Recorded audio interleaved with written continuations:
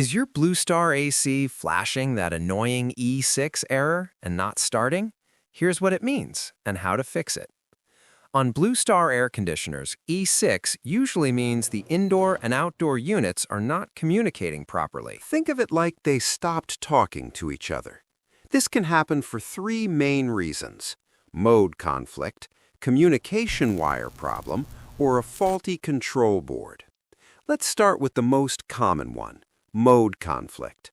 If you have multiple indoor units and one is set to cooling while another is set to heating, the system gets confused and shuts down with E6. So check every indoor unit and make sure they're all in the same mode. Next step, reset the system. Turn off the AC completely from the breaker. Wait about 10 minutes. This forces both units to restart and sync properly. Then turn it back on. If the error disappears, problem solved. If not, we check wiring. Turn off power again. Open the outdoor unit terminal cover.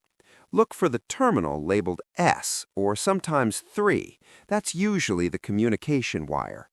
Make sure it's tight, not loose, not burnt, and not damaged. Follow that same wire back to the indoor unit and check that end too. Also, inspect the outdoor PCB fuse. If it's blown, replace it with the same type and rating.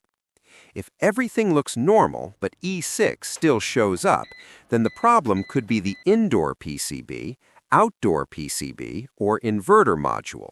At that point, professional repair is needed.